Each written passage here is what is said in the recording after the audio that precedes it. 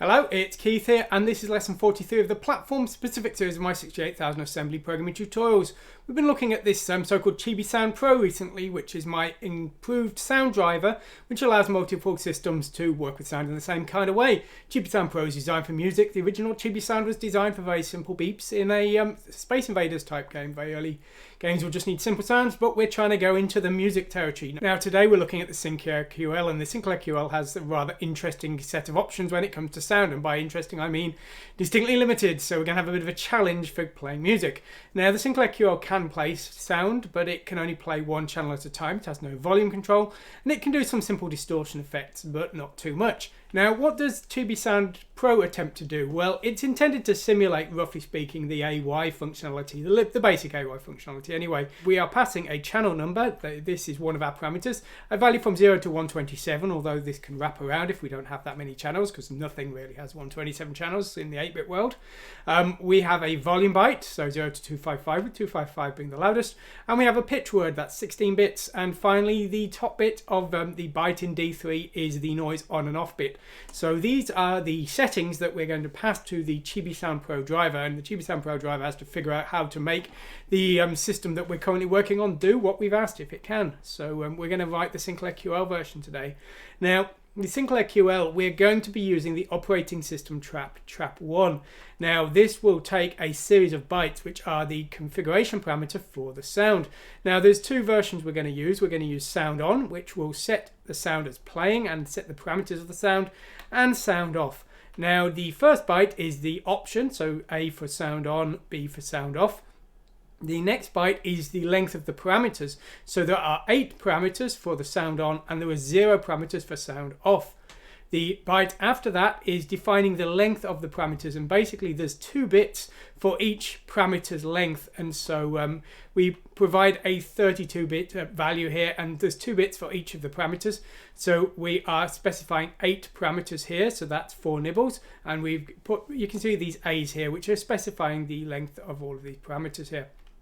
Then what we're going to do is we are going to pass the actual parameters. So we've got our 8-byte parameters here, you can see, and these are basically pitch H, pitch L, the pitch, the interval between the steps as it's called, and this we can basically leave as 0, the duration, which we will be setting basically to 255, and then there is something known as the step, which we will be setting to 0, and then there's the randomness and the fuzziness as it's called. Now we will be setting this to 0 or to, I think it's the value CC, just depending on whether we want the noise enabled or not. And then the final thing we've got to do is we've got to specify the reply length, and this is the final byte, and this is after our 8 parameters. Now in this case we're going to specify a length of 1. Now this is actually nothing.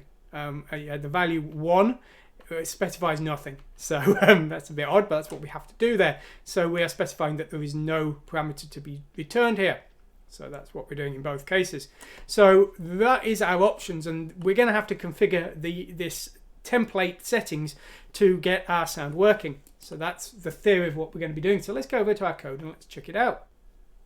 Okay, so first of all, let's just try our little test program. So we've got this ChibiSound PRO test, and this is what I use to test and configure the sound settings for the Sinclair QL. So I used it to test the driver, but I also used it to configure the lookup table for the frequencies. So you see the frequencies, so you can see that we've got a kind of square wave there, and if I use the cursors here, I can increase the pitch, and I can use the space to turn the noise on and off. So that is my basic test program. And I use that to create the lookup table for frequencies. You see the frequencies, a low number is a low frequency and a high number is a high frequency, but the numbers won't match the same tone on different systems, and so I use a lookup table called Chibi Octave for the lookup for the notes in the octave so that we can play music. And basically if you want C sharp or C flat, then what you could do is you can add 2 values together and divide it by 2. So if you get the value between any of these 2, you will get the sharp or the flat as required.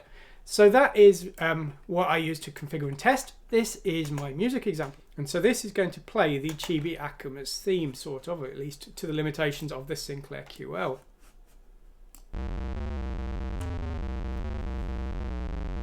So this is the theme song that I originally wrote in Arcus Tracker for the Chibi Acmas game. I then ported it to my own Chibi Tracker Pro. I just converted the file, and then I've exported this. And the point of this Chibi Track software, which is my music player, is that it can play a binary file that was exported for one system, and it can play it on all of the systems. So the binary file that was being played on the Amstrad CPC is the same binary file we played on the Sinclair QL today. It can be also played on the 6502 systems. And so while the music capabilities are quite limited compared to other software, this does allow one music file to be played on all of the other systems without any extra work converting the music or anything. So there we go. So as I say, the music isn't so great on today's system because the capabilities are single channel, no volume, and so it's going to be more limited than we would hope, but it does indeed work. Okay, so for some reason I'm looking at the x68 code here. That's not right. Let's find the Sinclair QL version. Where is it? Okay, so here is the Sinclair QL version of the code. Let's take a look. So whenever we want to set a channel, we run the ChibiSound PRO set command with D3 as our volume, D6 as our channel number, and also a noise effect on and off, and D2 as our pitch. And so ChibiSound PRO set will deal with this. Now, basically, for the ChibiTrax music software to work, we need to have at least 3 channels. And so we're going to simulate 4 virtual channels. What we're basically going to do is we're going to take the settings we've been given, store them in a cache, and then when we then do that, we're going to then pick the loudest channel that's playing that we were asked to play and play that with our one channel, so that hopefully we get roughly an approximate of what the music should sound like. So that's what we're going to do. Now, what we're going to do first is we are going to basically take the channel cache and we're going to select one of the channels in that cache. And so we're taking the bottom 2 bits of our channel number, so going from 0 to 3 and wrapping around, and we're then going to multiply that effectively by 4 because there's 4 bytes in the cache for each channel. We're then going to store our parameters in that cache, so the 1 byte channel number, the 1 byte volume, and the 2 byte pitch are being stored in that cache. Now, whenever we've done this, we're then going to scan through the cache and we're going to look for the loudest channel. So what we're doing here is we're clearing the volume level in D3, and then we're comparing each of the volumes in the cache to the current D3, which will start at 0. And so the first one will, of course, be loudest, assuming it's not 0. And so what we're going to do is we're then going to move any louder channel into D3, D6 and D2, and we're going to repeat until we get to the end of the channel cache, the 4 entries. So we've now selected the settings of the loudest channel that was in the cache, or 0 if they were all silent.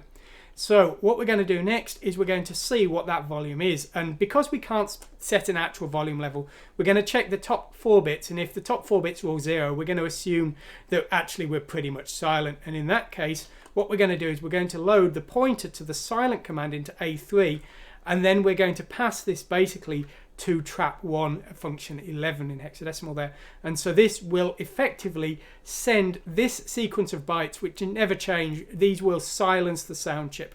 So we're sending those to trap1 function 11 here, and that will effectively turn the sound off.